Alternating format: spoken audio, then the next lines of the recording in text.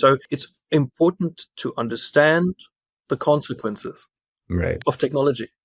What this happens, that's the net result.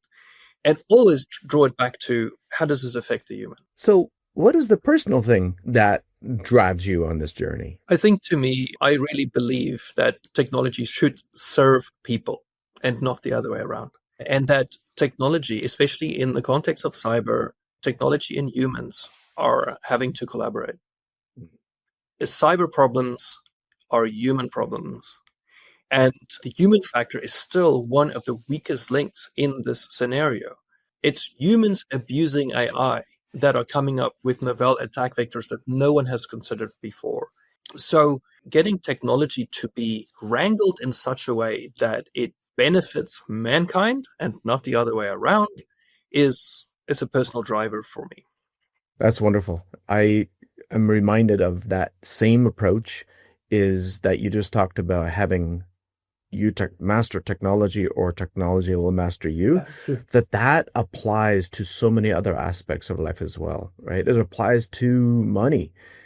Either you master money or money masters you. Yeah. It applies to our appetite. Either you master your appetite could master you. Right. Your temper, your like everything. Right. It's a human condition. And what we've built as humans, we're translating parts of what humans are into technology. I find it fascinating, actually. I can look at how a computer actually runs with, what used to be the BIOS and then, the hardware that lives underneath. It's a reflection of how we are designed and created as human beings.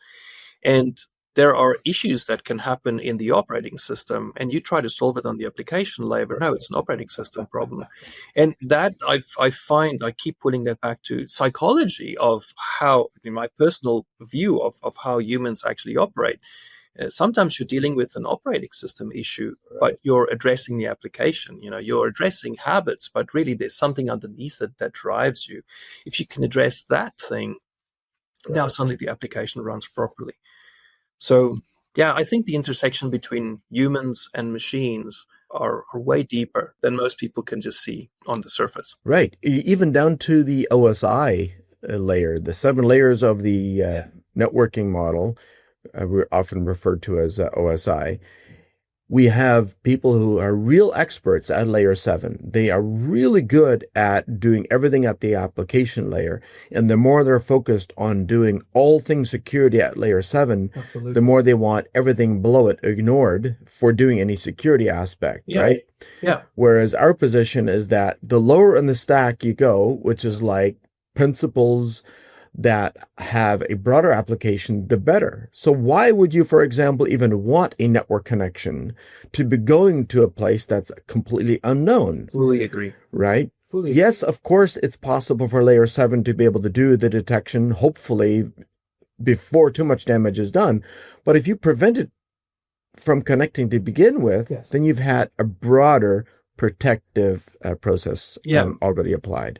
And I think that's actually something to address in itself. If you truly want to have a true proactive posture for your security, then the technology needs to serve you in order to be able to achieve it. And what I mean by it is this, is you can be as proactive in your security, in preparation for that attack, in making sure that you have good resilience and everything in place.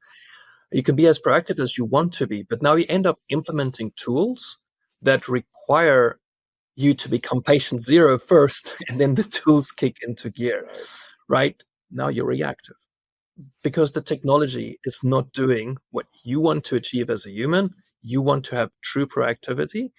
That means that the technology also needs to follow that same principle.